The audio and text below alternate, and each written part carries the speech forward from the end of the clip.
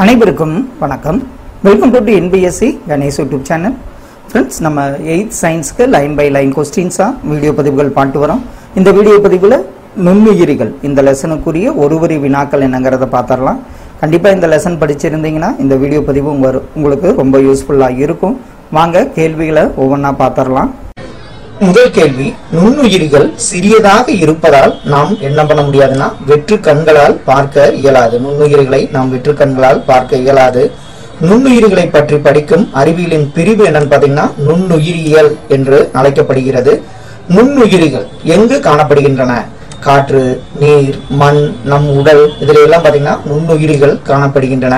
நுண்ணுயிரிகளின் சில பிரிவுகள்லாம் இருக்கு. அது என்னன்னு பாத்தீங்கன்னா வைரஸ், பாக்டீரியா, பூஞ்சை, ஆல்கா, புரோட்டோசோவா, இதெல்லாம் நுண்ணுயிரிகளின் சில பிரிவுகள் ஆகும். வைரஸ் என்பது என்ன? வைரஸ் என்பது பாத்தீங்கன்னா மிகச்சிறிய துகள் தான் வைரஸ் ஆகும்.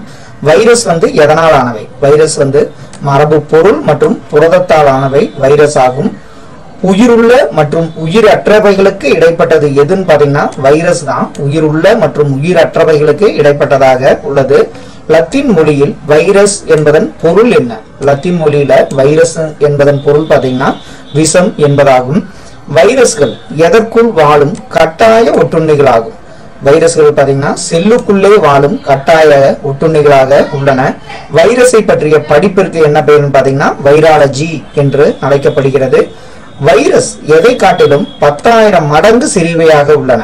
பாக்டீரியாவை காட்டிலும் பாத்தீங்கன்னா வைரஸ்கள் 10,000 மடங்கு சிறியவையாக உள்ளன. வைரஸுக்கு வடிவங்கள்லாம் இருக்கு. அது பாத்தீங்கன்னா கோல் வடிவம், கோள வடிவம் அல்லது பிற வடிவங்களாக வைரஸ்கள் உள்ளன. வைரஸின் மையப்பகுதியில் எதை கொண்டுள்ளது? வைரஸின் மையப்பகுதியில் பாத்தீங்கன்னா DNA அல்லது RNA-வை வைரஸின் மையப்பகுதியில் கொண்டுள்ளது. பாக்டீரியா பேஜ் என்பது பாத்தீங்கன்னா ஒரு சிக்கலான வைரஸ் வடிவமாகும். இன்ஃப்ளூயன்சா இந்த வைரஸ் பாத்தீங்கன்னா கோள வடிவ வைரஸ் ஆகும். புகையிலை மொசைக் வைரஸ் இது உருளை வடிவ வைரஸுக்கு எடுத்துக்காட்டாக உள்ளன. எதை போன்ற அமைப்பு ஓம்புயிரி செல்களில் ஒட்டிக்கொள்ள உதவுகின்றன? வைரஸ்ல கூர்முனை போன்ற அமைப்பு தான் ஓம்புயிரி செல்களில் ஒட்டிக்கொள்ள உதவுகின்றன. வைரஸ்கள் உயிருள்ள மற்றும் உயிரற்ற பண்புகளை வைரஸ்கள் கொண்டுள்ளன. பாக்டீரியங்கள் ஒரு செல்லாலான புரோகேரியோட்டுகள் ஆகும். அதாவது புரோகேரியோட்டுகள்னா உட்கரு அற்றவை தான் புரோகேரியோட்டுகள் என்று அழைக்கப்படுகின்றன. பாக்டீரியங்கள் ஒரு செல்லாலான புரோகேரியோட்டுகள் ஆகும். பூமியில் முதலில் தோன்றிய வாழும் உயிரினம் எதுன்னு பாத்தீங்கன்னா பாக்டீரியா தான் பூமியில் முதலில் தோன்றிய வாழும் உயிரினமாகும். பாக்டீரியா வகைப்பாட்டியல் எந்த உலகத்தின் கீழ்? இப்ப நம்ம அந்த வகைப்பாட்டியல உலகங்களா பிரிச்சிருப்பாங்க. பாக்டீரியா வகைப்பாட்டியல்ல பாத்தீங்கன்னா பாக்டீரியா வகைப்பாட்டியலில முனிரா உலகத்தின் கீழ் இடம்பெற்றுள்ளது. பாக்டீரியாவை பற்றி படிப்பிற்கு பாத்தீங்கன்னா பாக்டீரியாலஜி என்று அழைக்கப்படுகிறது. பாக்டீரியா 1 மைக்ரான் முதல் 5 மைக்ரான் மீட்டர், அதாவது μm மைக்ரோமீட்டர், 1 மைக்ரோமீட்டர் முதல் 5 மைக்ரோமீட்டர் அளவுடையதாக பாக்டீரியாக்கள் உள்ளன. பாக்டீரியாவோட வகைகள் இருக்கு. அதாவது காற்று சுவாச பாக்டீரியானா அதுக்கு சுவாசத்திற்கு ஆக்சிஜன் தேவைப்படுகிறது. காற்றில்லா சுவாச பாக்டீரியானா அந்த சுவாசத்துக்கு அந்த ஆக்சிஜன் தேவைப்படுவதில்லை. இதான் பாக்டீரியாவின் வகைகளாக உள்ளன. பாக்டீரியாவின் வெளியடுக்கு எதனால் ஆனது? பாக்டீரியாவோட வெளியடுக்கு பாத்தீங்கன்னா செல் சுவரால் ஆனது. பாக்டீரியாவின் உட்கரு பொருள் அதோட பெயர் என்னன்னு பாத்தீங்கன்னா நியூக்ளியாய்டு தான் பாக்டீரியாவின் உட்கரு பொருளாக உள்ளது. பாக்டீரியாவில் என்ன காணப்படுவதில்லைன்னு பாத்தீங்கன்னா உட்கரு சவ்வு பாக்டீரியாவில் காணப்படுவதில்லை. பாக்டீரியாவில் சைட்டோபிளாசத்தில் கூடுதலாக காணப்படும் குரோமோசோமால் எவை பிளாஸ்மிட் என அழைக்கப்படுகின்றன பாத்தீங்கன்னா டிஎன்ஏக்கள் தான் பாக்டீரியாவில் சைட்டோபிளாசத்தில் கூடுதலாக காணப்படும் குரோமோசோமா அதிகமாக காணப்பட்டதுன்னா அது பாத்தீங்கன்னா டிஎன்ஏக்கள் என்று அழைக்கப்படுகின்றன. பாக்டீரியாவில் புரத சேர்க்கையானது எதனால் நடைபெறுகிறது? பாக்டீரியாவில் புரத சேர்க்கை பாத்தீங்கன்னா 70S வகை ரைபோசோம்களால் நடைபெறுகிறது. பாக்டீரியாவில் எதனால் இடப்பெயர்ச்சி நடைபெறுதுன்னு பாத்தீங்கன்னா தசையிலை மூலம்தான் பாக்டீரியாவில் இடப்பெயர்ச்சி நடைபெறுகிறது. செல்லின் வடிவத்தை பொறுத்து பாக்டீரியாக்கள் வகைகள். அதுல பாத்தீங்கன்னா காற்று உள்ள சுவாசம், காற்றில்லா சுவாச பாக்டீரியான்னு பார்த்தோம். அந்த பாக்டீரியாவோட செல்லின் வடிவத்தை பொறுத்து பாக்டீரியா வகைகள் பாத்தீங்கன்னா பேசில்லை அப்படிங்கிறது கோல் வடிவ பாக்டீரியா. அதற்கு உதாரணம் பேசில்லஸ் ஆந்த்ராசிஸ். இது ரெண்டையும் சொல்லலாம். அடுத்தது ஸ்பைரில்லா இந்த பாக்டீரியா பாத்தீங்கன்னா சுருள் வடிவ பாக்டீரியா. எடுத்துக்காட்டு ஹெலிகோபாக்டர் பைலோரி அப்படிங்கிறது ஸ்பைருலா வகையை சார்ந்தது. காக்கை அப்படிங்கிறது கோள அல்லது பந்து வடிவ பாக்டீரியா. இது வந்து ஒட்டிக்கொண்டு இணைகளாக இருக்கும். இது வந்து என்னன்னு சொல்லுவோம், டிப்ளோகாக்கஸ் என்று அழைக்கப்படுகிறது. அடுத்த வகை பாத்தீங்கன்னா சங்கிலி வடிவிலோ, அதாவது சங்கிலி வடிவத்தில் இருக்கலாம். இதுக்கு ஸ்ட்ரெப்டோகாக்கஸ் என்று அழைக்கப்படுகிறது. இதுக்கு உதாரணம் பாத்தீங்கன்னா ஸ்ட்ரெப்டோகாக்கஸ் நிமோனியாவை சொல்லலாம். அடுத்தது கொத்தாக பாக்டீரியா இருக்கும். அதுக்கு வந்து ஸ்டைபை லோகஸ் அப்படின்னு லோகாக்கஸ் அப்படின்னு அழைக்கப்படுகிறது கொத்தாக பாக்டீரியா. அடுத்தது விப்ரியோ வகை. இது வந்து கமா வடிவ பாக்டீரியா. எடுத்துக்காட்டு வந்து விப்ரியோ காலரா. இதெல்லாம் வந்து பாத்தீங்கன்னா பாக்டீரியாவில் உள்ள செல்லின் வடிவத்தை பொறுத்து பாக்டீரியாட வகைகள். பேசிலைனா என்ன வடிவம், ஸ்பைரலினா என்ன வடிவம், காக்கைங்கிறது என்ன வடிவம், சங்கிலி வடிவத்துக்கு உதாரணம் அப்படிங்கறத நல்லா பார்த்து வச்சுங்க. பாக்டீரியாக்கள் அவற்றின் கசை இலைகளின் எண்ணிக்கை மற்றும் அமைவிடத்தின் அடிப்படையில் சில வகைகளாக பிரிக்கப்பட்டுள்ளன. அதை வந்து என்னன்னு சொல்லலாம், ஒற்றை கசையிலை பாக்டீரியா. அதாவது ஒரு முனையில் ஒரு கசையிலை மட்டும் காணப்பட்டுச்சுன்னா அது ஒற்றை கசையிலை பாக்டீரியா. எடுத்துக்காட்டு விப்ரியோ காலரா ஆகும். ஒரு முனை கற்றை கசையிலை, அதாவது ஒரு முனையில் கற்றையாக கசையிலை காணப்படும். அந்த இதுலயே நம்மளுக்கு தெரிஞ்சிடும். ஒரு முனையில் கற்றையாக கசையிலை காணப்படும் தான் ஒரு முனை கற்றை கசையிலை பாக்டீரியா. எடுத்துக்காட்டு சூடோமோனஸ் ஆகும். இருமுனை கற்றை கசையிலை, அதாவது இரு முனைகளிலும் கற்றையாக கசையிலை காணப்படும்.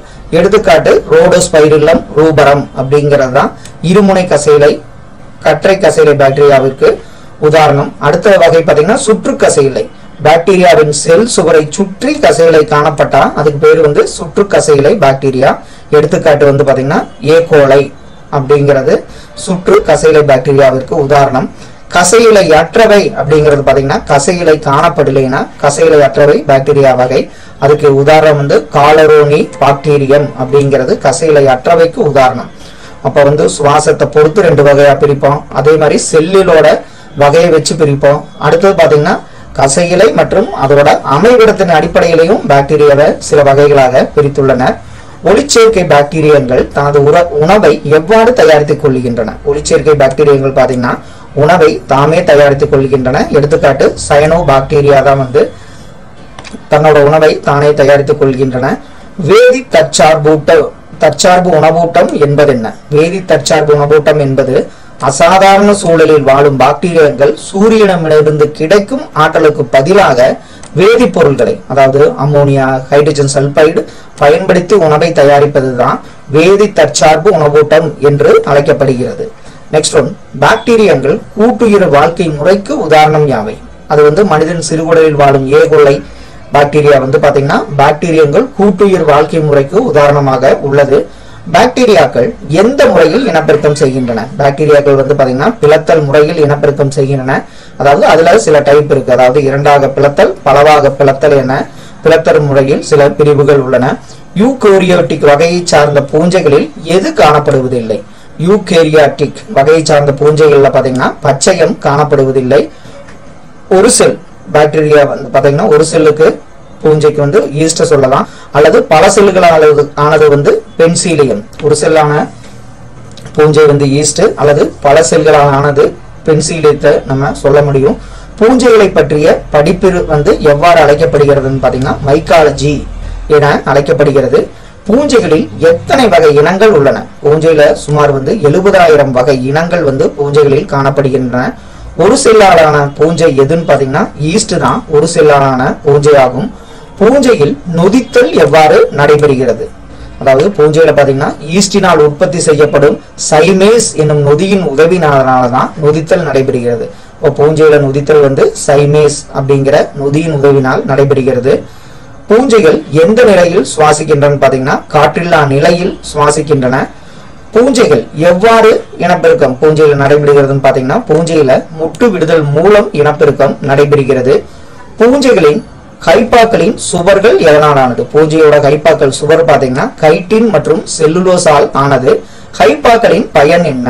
கைப்பாக்களோட பயன்கள் பாத்தீங்கன்னா காளான்களின் வளர்ச்சிக்கு தேவையான சத்துக்களை கடத்துவதில் உதவுவதுதான் கைப்பாக்களின் பயனாக உள்ளது. பூஞ்சைகள் எவ்வாறு இனப்பெருக்கம் செய்கிறது? பூஞ்சையில பாத்தீங்கன்னா துண்டாதல் மற்றும் ஸ்போர் உருவாதல் முறையில் இனப்பெருக்கம் நடைபெறுகிறது.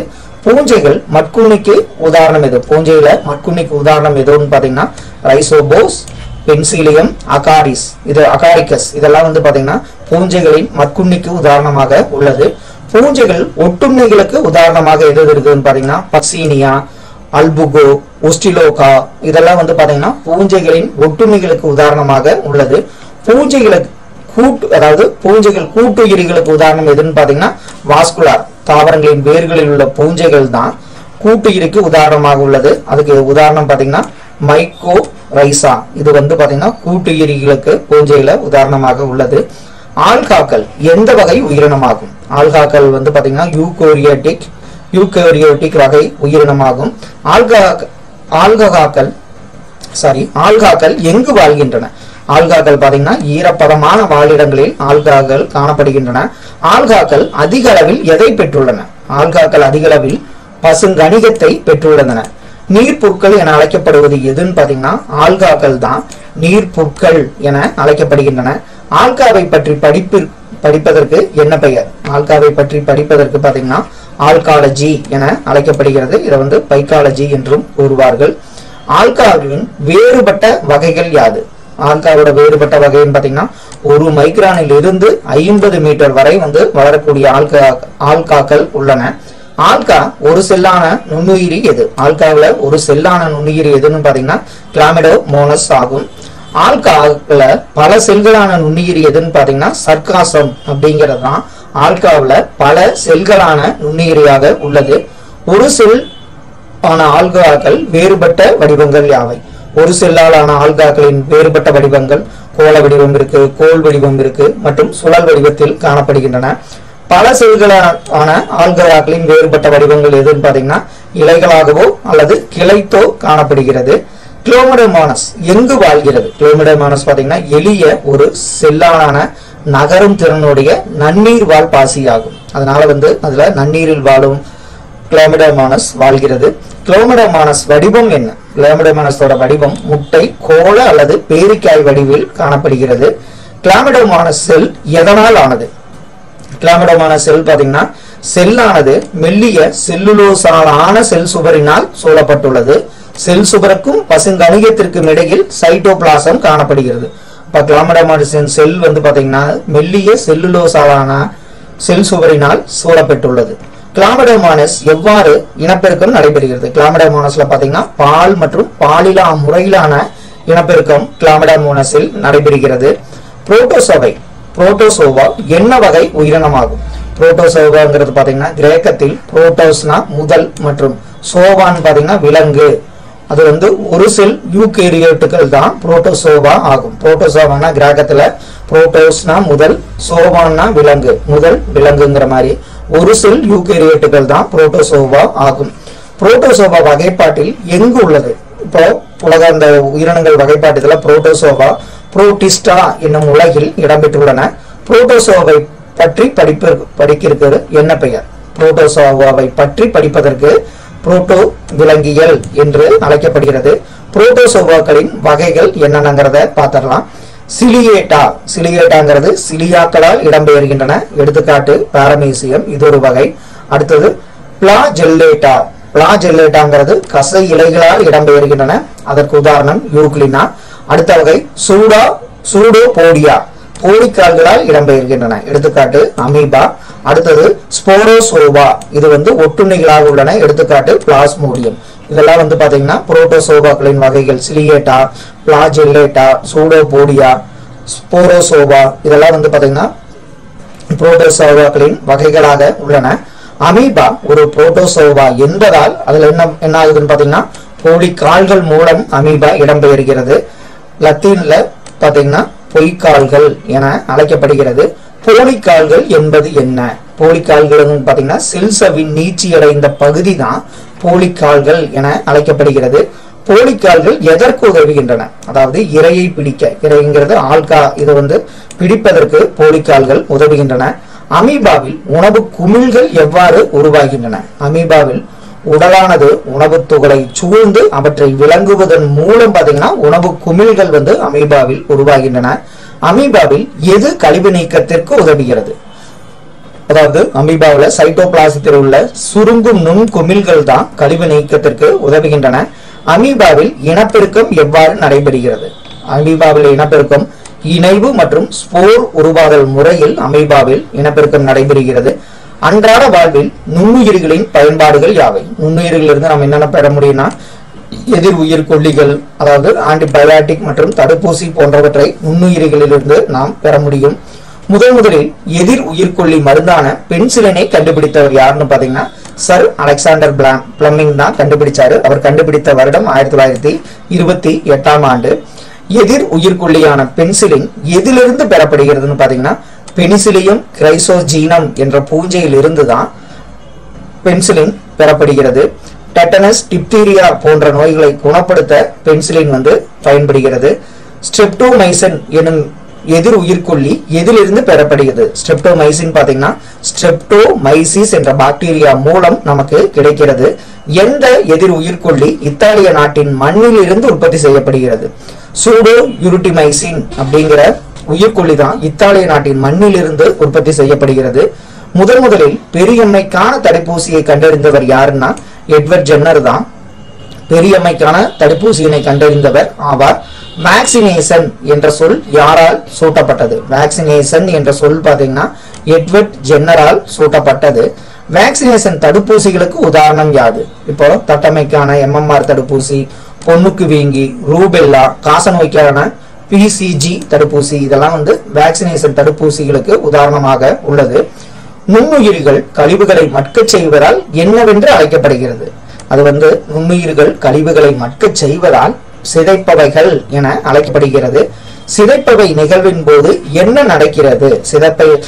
சிதைப்பை அந்த ஒரு நிகழ்வின் போது பாத்தீங்கன்னா நைட்ரேட்டுகள் மற்றும் கனிம ஊட்டப் பொருட்கள் மற்றும் கழிவுகளில் இருந்து வெளியேறி மண்ணை வளமுடையதாக்குகின்றன. அதாவது இயற்கை உரமா நைட்ரேட்டுகள் மற்றும் கனிம ஊட்டப் பொருட்கள் அந்த மட்கிற கழிவிலிருந்து வெளியேறி மண்ணை வளமுடையதாக்குகின்றன. இதுதான் இயற்கை உரமாக உள்ளது.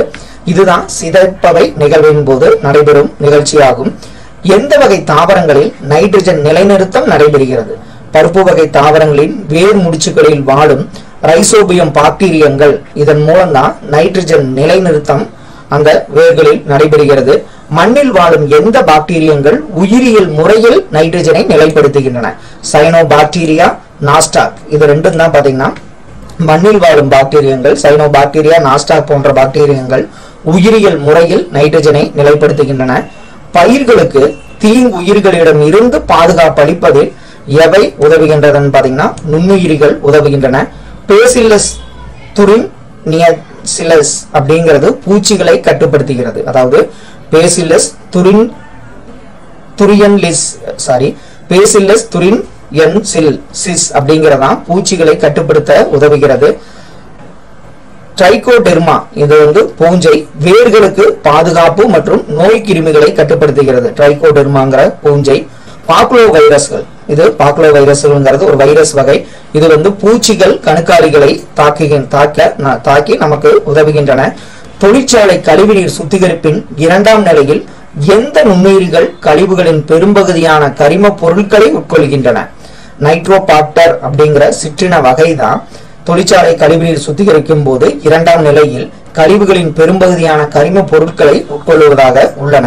காற்றில்லா நிலையில் கழிவுநீர் சுத்திகரிப்பதற்கு பயன்படுவது எதுன்னு பாத்தீங்கன்னா மெத்தனோ பாக்டீரியங்கள் தான் காற்றில்லா நிலையில் கழிவுநீர் சுத்திகரிப்பதற்கு பயன்படும் பாக்டீரியா ஆகும். உயிரி வாயு எதுன்னு பாத்தீங்கன்னா மீத்தேன் தான் உயிரி வாயுவாக உள்ளது. மனிதன் மற்றும் விலங்குகள் தாவரங்களின் கழிவுகள் காற்றில்லா சுவாச பாக்டீரியங்களினால் சிதைக்கப்படும் போது மீத்தேனுடன் சேர்ந்து என்ன உருவாகிறது பாத்தீங்கன்னா கார்பன் டை ஆக்சைடு மற்றும் ஹைட்ரஜன் உருவாகிறது. இது என்ன பாக்டீரியங்கள்னா மெத்தனோஜன்கள் அப்படிங்கிற பாக்டீரியங்கள் தான் அதற்கு உதவுகின்றன.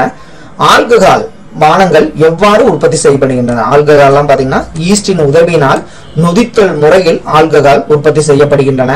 அரிசி மற்றும் பார்லி தானியங்கள் உள்ள சர்க்கரையை நொதித்தலுக்கு உட்படுத்தி என்ன தயாரிக்கப்படுகிறதுன்னு பாத்தீங்கன்னா பீர் தயாரிக்கப்படுகிறது. நீரினுள் வைக்கப்பட்ட தண்டு பகுதி திசுக்களின் மீது பாக்டீரியங்கள் செயல்பட்டு அவற்றின் வலிமையான ஆதரவு நார்களை தளர்த்தும் நிகழ்விற்கு என்ன பெயர்னு பாத்தீங்கன்னா மிருதுவாக்குதல். அதாவது இப்போ ஒரு வலிமையா இருக்கிறது அதை தளர்த்துச்சுன்னா என்ன ஆகும்? மிருதுவாகும். அது மாதிரி நீரினுள் வைக்கப்பட்ட தண்டு பகுதி திசுக்களின் மீது பாக்டீரியங்கள் செயல்பட்டு அவற்றின் வலிமையான ஆதரவு நார்களை தளர்த்தும் நிகழ்விற்கு மிருதுவாக்குதல் என்று அழைக்கப்படுகிறது. லினன் நூல் இலைகள் எந்த முறையில் தயாரிக்கப்படுகின்றன? லினன் நூல் இலைகள் பாத்தீங்கன்னா மிருதுவாதல் முறையில். இதுக்கு சூடோமோனஸ் ஏர்ஜினோசா அப்படிங்கிற பாக்டீரியங்கள் பயன்படுகிறது. தோல் பதனிடும் தொழிற்சாலையில் பயன்படுவது எதுன்னு பாத்தீங்கன்னா பாக்டீரியங்கள் தான் தோல் பதனிடும் தொழிற்சாலையில் பயன்படுகிறது. ஈஸ்டை பயன்படுத்தி என்ன தயாரிக்க பயன்படுகிறது? ஈஸ்டை பயன்படுத்தி நம்ம என்ன தயாரிப்போம்னா ரொட்டி மற்றும் கேக் வகைகள் தயாரிக்கப்படுகின்றன. எதனால் ரொட்டி மற்றும் கேக்குகள் மிருதுத்தன்மை, அதாவது மிருதுவாக தன்மையை அடைகின்றன பாத்தீங்கன்னா கார்பன் டை ஆக்சைடுனாலதான் அது ஒரு மிருதுவான தன்மையை அடைகின்றன. ரொட்டியின் சத்துக்கள் மேலும் எவ்வாறு அதிகரிக்கப்படுகிறது? ரொட்டியில மேலும் பாத்தீங்கன்னா புரதங்கள் மற்றும் வைட்டமின்கள் அதிகம் நிறைந்த குளோரெல்லாவானது, அதாவது பசுமால்கான்னு பேரு, மாவுடன் சேர்க்கப்படும் போது அதுல அதிகமா சத்துக்கள் ஏற்படுகிறது. எதனால் பாலில் உள்ள லாக்டோஸ் லாக்டிக் அமிலமாக மாறுகிறது? பாலில் உள்ள லாக்டோஸ் லாக்டிக் அமிலமா மாறுதுன்னு பாத்தீங்கன்னா லாக்டோபேசில்லா பாக்டீரியத்தினாலதான் பாலில் உள்ள லாக்டோஸ் லாக்டிக் அமிலமாக மாறுகிறது. எதை பதப்படுத்தும் போது பன்னீர் கிடைக்கிறது? தயிரை பதப்படுத்தும் போதுதான் நமக்கு பன்னீர் கிடைக்கிறது. மனிதனின் குடலில் வாழும் எந்த பாக்டீரியா உணவு செரிமானத்தில் உதவுகிறது? மனிதன் குடல்ல பாத்தீங்கன்னா லாக்டோபேசில்லஸ் அசிட்டோபிளஸ் அப்படிங்கிற பாக்டீரியா தான் உணவு செரிமானத்தில் உதவுகிறது. மனிதனின் குடலில் வாழும் எந்த பாக்டீரியம் வைட்டமின் கே மற்றும் வைட்டமின் பி கூட்டுப் பொருட்களை உற்பத்தி செய்வதில் உதவுகிறது? மனிதன் குடலில் வாழும் ஏ கோலை பாக்டீரியம் தான் வைட்டமின் கே மற்றும் வைட்டமின் பி கூட்டுப் பொருட்களை உற்பத்தி செய்வதில் நமக்கு உதவுகிறது. லாக்டோபாசில்லஸ் அசிட்டோபிளஸ் என்னும் பாக்டீரியா எதை விரும்பக்கூடியதுன்னு பாத்தீங்கன்னா அமிலத்தை விரும்பக்கூடியது. இதை பத்தி பார்த்தோம். குடல்ல வாழும் லாக்டோபாசில்லஸ் அசிட்டோபிளஸ் என்னும் பாக்டீரியா அமிலத்தை விரும்பக்கூடியதாக உள்ளது. லாக்டோபாசில்லஸ் அசிட்டோபிளஸ் எதில் காணப்படுகிறதுனா மோர், தயிர், புளிப்பு, கூழ்மங்கள் மற்றும் உறைந்த பனிக்கூழ், இதுல எல்லாம் லாக்டோபாசில்லஸ் அசிட்டோபிளஸ் காணப்படுகிறது. லாக்டிக் அமில பாக்டீரியங்கள் என அழைக்கப்படுவது எதுன்னு பாத்தீங்கன்னா லாக்டோபாசில்லஸ் அசிட்டோபிளஸ் தான் லாக்டிக் அமில பாக்டீரியங்கள் என அழைக்கப்படுகிறது. வைரஸினால் உண்டாகும் ப்ளூ காய்ச்சல் எதன் மூலம் பரவுகிறதுன்னு பாத்தீங்கன்னா காற்றின் மூலம் தான் வைரஸினால் உண்டாகும் ப்ளூ காய்ச்சல் பரவுகிறது. நுண்ணுயிரிகளால் மனிதனுக்கு உண்டாகும் நோய்கள் என்னென்னங்கிறத பாத்திரலாம்.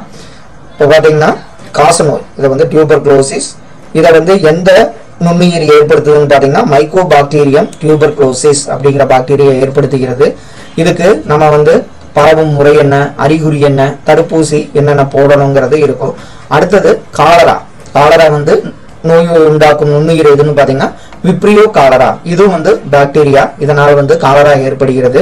அடுத்தது சாதாரண சளி, இது இன்ஃப்ளூயன்சா வைரஸ் மூலம் அந்த சளி ஏற்படுகிறது. இது காற்றின் மூலம் அந்த வைரஸ் பரவி நமக்கு ஏற்படுகிறது. ராபிஸ்னா ரேப்டோவிரிடி அப்படிங்கிற வைரஸ், இது விலங்குகள் கடிப்பதனால் நம்மளுக்கு அந்த ராபிஸ் நோய் நமக்கு ஏற்படுகிறது. அடுத்தது பாத்தீங்கன்னா அமீபிக் சீதபேதி, இது எந்த நுண்ணுயிர்னு பாத்தீங்கன்னா எண்டமீபா ஹிஸ்டாலைடிகா அப்படிங்கிற புரோட்டோசோவா மூலம் தான் அமீபிக் சீதபேதி நமக்கு ஏற்படுகிறது. மலேரியா, இது பிளாஸ்மோடியம், இது ஒரு புரோட்டோசோவா வகை. அந்த நுண்ணுயிர் மூலம் நமக்கு மலேரியா ஏற்படுகிறது. அது எதனால் ஏற்படுகிறதுனா பெண் அனோபிளஸ் கொசுவால நமக்கு ஏற்படுகிறது. அதனோட அறிகுறி, அதுக்கு என்னென்ன மருந்துகள் எடுத்துக்கொள்ளான்னு அதை ஜஸ்ட் பார்த்தீங்கன்னாவே உங்களுக்கு புரியும். நெக்ஸ்ட் ஒன், நுண்ணுயிரிகளால், இது மேல பார்த்ததெல்லாம் மனிதர்கள், விலங்குகளில் ஏற்படும் நோய்கள் என்னென்ன அப்படிங்கறத பார்த்தலாம். ஆந்த்ராக்ஸ், இது கால்நடைகள்ல பேசிலிஸ் ஆந்த்ராக்சிஸ் அப்படிங்கிற பாக்டீரியானால விலங்குகளுக்கு அந்த ஆந்த்ராக்ஸ் நோய் ஏற்படுகிறது. வாய் மற்றும் கால் குழம்பு நோய், இது ஆப்ரோ வைரஸ் அப்படிங்கிற வைரஸ்னால விலங்குகளுக்கு ஏற்படுகிறது. இது காற்று மற்றும் விலங்கு உயிரிகள் மூலம் பரவுகிறது. இதுல பாத்தீங்கன்னா அதுக்கு அறிகுறிகள் என்னவா இருக்குன்னா காய்ச்சல், வாய் கொப்புளங்கள், எடை இழப்பு, பால் உற்பத்தி குறைதல் போன்றவை ஏற்படும். அடுத்தது தாவர நோய்கள். தாவரத்துல என்னென்ன? சிட்ரஸ் கேன்சர் அப்படிங்கிறது எந்த நுண்ணுயிரின்னு பாத்தீங்கன்னா சாந்தோமோனஸ் ஆக்சினோபோடிஸ் அப்படிங்கிற பாக்டீரியா மூலம் சிட்ரஸ் கேன்சர் ஏற்படுகிறது. அடுத்தது உருளைக்கிழங்கு பிளைட் நோய், இது எந்த நுண்ணுயிரின்னு பாத்தீங்கன்னா பைட்டோபைத்தோரோ இன்பெஸ்டன்ஸ் அப்படிங்கிற பூஞ்சை மூலம் உருளைக்கிழங்கு பிளைட் நோய் ஏற்படுகிறது. இதெல்லாம் வந்து பாத்தீங்கன்னா இது ரொம்ப இம்பார்ட்டன்ட். அதாவது மனிதருக்கு என்ன ஏற்படுது, விலங்குகளுக்கு, தாவரங்களுக்கு நல்லா பார்த்து வச்சுங்க.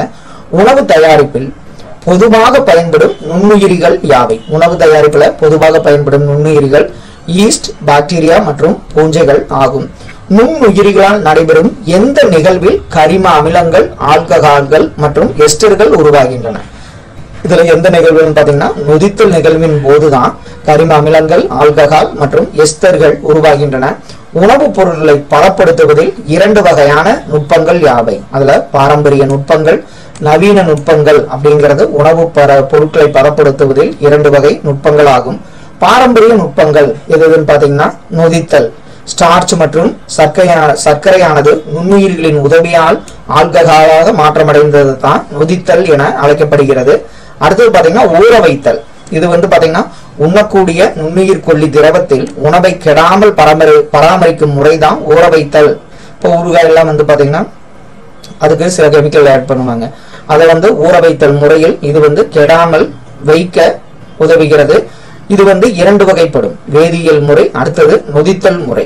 அந்த வேதியியல் முறையில ஊற வைத்தல் அப்படிங்கறத பார்த்தோம்னா, ஊற வைத்தல் இம்முறையில் குறிப்பிட்ட வகையான திரவத்தில் வைக்கப்படும் உணவில் உள்ள பாக்டீரியாக்கள் மற்றும் நுண்ணுயிர்கள் அழிக்கப்படுகின்றன. இதுல என்னன்னா எடுத்துக்காட்டு பாத்தீங்கன்னா வினிகர், ஆல்கஹால், தாவர எண்ணெய், இதெல்லாம் வந்து ஊறுகாய் காரணிகள். அந்த தாவர எண்ணெய் எல்லாம் பாத்தீங்கன்னா அதுல முக்கியமான பாக்டீரியங்கள் மற்றும் நுண்ணுயிர்களை அழிக்க உதவுகின்றன. அடுத்த முறை பாத்தீங்கன்னா நொதித்தல் முறை. இது வந்து ஊற வைத்தல்ல, நொதித்தல் முறையில குறிப்பிட்ட வகையான திரவத்தில் உள்ள பாக்டீரியங்கள் பாதுகாப்பு காரணிகளான கரிம அமிலங்களை உற்பத்தி செய்கின்றன. இதுல வந்து லாக்டோபாசிலஸ் பாக்டீரியம் என்ன பண்ணுது, லாக்டிக் அமிலத்தை உற்பத்தி செய்கிறது. இது வந்து நொதித்தல் முறை. அடுத்து வந்து பாத்தீங்கன்னா கொதிக்க வைத்தல். திரவ நிலை உணவுப் பொருட்களை கொதிக்க வைப்பதன் மூலம் நுண்ணுயிர்கள் அழிக்கப்படுகின்றன. எடுத்துக்காட்டு பால், நீர், இதெல்லாம் நமக்கு தெரியும். அடுத்தது இனிப்பிடுதல். சர்க்கரையை பயன்படுத்தி தயாரிக்கப்படும் கெட்டியான திரவம், அதாவது சிரப், பழங்களை பதப்படுத்த பயன்படுகிறது. இந்த நுண்ணுயிரி கொல்லி திரவத்தில் ஆப்பிள், பேரிக்காய், பீச், பிளம் போன்ற பழங்கள் ஊற வைக்கப்பட்டு படிக நிலைக்கு மாறிய பின்பு உலர வைக்கப்பட்டு சேமிக்கப்படுகின்றன. இதுக்கு பேரு தான் இனிப்பிடுதல் என்று அழைக்கப்படுகிறது. இதுல நவீன நுட்பங்கள் எதுன்னு பாத்தீங்கன்னா பதப்படுத்துதல். இது திரவ உணவுகளை பாதுகாக்கும் முறையாகும்.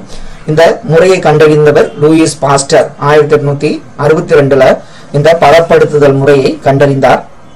தயிர் மற்றும் பிற நொதித்தலுக்கு உட்படுத்தப்பட்ட பால் பொருட்களில் கூடுதலாக பயன்படுத்தும் உயிருள்ள உணவுப் பொருட்கள் யாவைன்னு பாத்தீங்கன்னா ப்ரோபயாட்டிக்குகள். எடுத்துக்காட்டு லாக்டோபாசிலஸ் அஸ்டோபிளஸ் மற்றும் பைபிடோபாக்டீரியம் பைபிடம். இதெல்லாம் வந்து பாத்தீங்கன்னா நொதித்தலுக்கு உட்படுத்தப்பட்ட பால் பொருட்களில் கூடுதலாக பயன்படுத்தப்படும் உயிருள்ள உணவுப் பொருட்கள் தான் ப்ரோபயாட்டிக்குகள் என அழைக்கப்படுகின்றன. ப்ரோபயாட்டிக்குகளின் பயன் என்ன? இதுல வந்து உடல் பகுதியில் உள்ள நன்மை செய்யும் பல வகையான நுண்ணுயிர்களின் வளர்ச்சியை ப்ரோபயாட்டிக்குகள் ஊக்குவிக்கின்றன. உடல் புற்றுநோய் ஆபத்தினை குறைக்கின்றன. கொலஸ்ட்ரால் உறிஞ்சுதலை குறைக்கின்றன. நோய் எதிர்ப்பாற்றலை அதிகரிப்பதனால் வயிற்றுப்போக்கு நோய்களை தடுக்கின்றன. பைபிடோபாக்டீரியம் பைபிடம் ஹெலிகோபாக்டர் பைலோரியால் உண்டான வயிற்று புண்களை குணப்படுத்த இந்த ப்ரோபயாட்டிக்குகள் உதவுகின்றன. இது வந்து ப்ரோபயாட்டிக்குகளின் பயன்கள் என்னென்னங்கிறத பார்த்தோம். ப்ரோபயாட்டிக் சிற்றினமான பைபிடோபாக்டீரியம் பிரிவே அப்படிங்கிறது குழந்தை பருவத்தில் உண்டாகும் மலச்சிக்கலை குணப்படுத்த இது வந்து பயன்படுகிறது. பிரியான்கள். நெக்ஸ்ட் ஒன் பாத்தீங்கன்னா பிரியான் என்ற சொல் எதிலிருந்து பெறப்பட்டது? இது புரதத்தாலான தொற்று துகள் என்ற வார்த்தை தான் பிரியான்கள். இந்த பிரியான்கிற பொருள் பாத்தீங்கன்னா புரதத்தாலான தொற்று துகள் அப்படிங்கிற வார்த்தையிலிருந்து பெறப்பட்டது. பிரியான்கள் நோய் தொற்று பரிமாற்றத்திற்கு தேவையாக எதை கொண்டுள்ளன? பிரியான்கள் நோய் தொற்று பரிமாற்றத்துக்கு தேவையான DNA மற்றும் RNA-வை கொண்டுள்ளன. தீங்கு தராத புரதங்கள் எதுன்னு பாத்தீங்கன்னா பிரியான்கள் தான் புரதங்கள். இது வந்து தீங்கு தராத புரதங்களாக உள்ளன. பாலூட்டிகளில் காணப்படுகின்றன. அனைத்து விதமான பிரியான் நோய்களும் எதை தாக்குகின்றன? அது வந்து மூளையின் அமைப்பு அல்லது நரம்பு திசுக்களை வந்து பாலூட்டிகளில் காணப்படுகின்றன. அனைத்து விதமான பிரியான்கள் தாக்குகின்றன. அதற்கு உதாரணம் என்னன்னு சொல்லுமா? குயிட்பெல்ட் ஜேக்கப் நோய், குரு, அதாவது ஊன் உண்ணிகளுடன் தொடர்புடையது. இதெல்லாம் வந்து பாத்தீங்கன்னா பிரியான் நோய்கள் வந்து எதை தாக்குகின்றன பார்த்தா. அடுத்தது பிரியான் மாதிரியே விரியான்கள் என்பது என்னங்கிறது பாத்தீங்கன்னா விரியான் என்பது ஒரு முழுமையான வைரஸ் துகள் தான். விரியான் என அழைக்கப்படுகிறது. விரியான்களின் அமைப்பு என்ன? இதுல வந்து கேப்சிட் என்று அழைக்கப்படும் வெளிப்புற புரத உரையும் உட்புற மையத்தில் நியூக்ளிக் அமிலத்தையும், அதாவது நியூக்ளிக் அமிலம்னா DNA அல்லது RNAவை கொண்டுள்ளது. இதுதான் விரியான்களின் அமைப்பாக உள்ளது. வைரஸ்கள் செல்லுக்கு வெளியே காணப்படுவது என்ன? வைரஸ்கள் செல்லுக்கு வெளியே காணப்படுவது விரியான்கள் ஆகும். விரியான்கள் எதில் பாதிப்பை ஏற்படுத்தும்? விரியான்கள் பாத்தீங்கன்னா உயிருள்ள திசுக்களில் பாதிப்புகளை ஏற்படுத்துகின்றன. நெக்ஸ்ட் ஒன் வந்து பாத்தீங்கன்னா புக் பேக் என்னங்கிறத பார்த்தோம்னா, நுண்ணுயிரிகள் டேஸால் அளவிடப்படுகின்றன. நுண்ணுயிரிகள் பாத்தீங்கன்னா மைக்ரான் என்ற அளவினால் அளவிடப்படுகின்றன. உயிருள்ள மற்றும் உயிரற்றவர்களின் பண்புகளை பெற்றவை எதுன்னு பாத்தீங்கன்னா வைரஸ் ஆகும். டேஸ் ஒரு ப்ரோகேரியாட்டிக் நுண்ணுயிரி ஆகும். பாக்டீரியாங்கிறது தான் ஒரு ப்ரோகேரியோட்டிக் நுண்ணுயிரியாக உள்ளன. பாக்டீரியாக்கள் வடிவத்தின் அடிப்படையில் எத்தனை பிரிவுகளாக பிரிக்கப்பட்டுள்ளன பாத்தீங்கன்னா 4 பிரிவுகளாக பிரிக்கப்பட்டுள்ளன. ஆல்காவின் தாவர உடலம் டேஸ் என அழைக்கப்படுகிறது. ஆல்காவின் தாவர உடலம் பாத்தீங்கன்னா தாலஸ் என அழைக்கப்படுகிறது. நெக்ஸ்ட் ஒன் ஓரிட்ட இடங்கள்.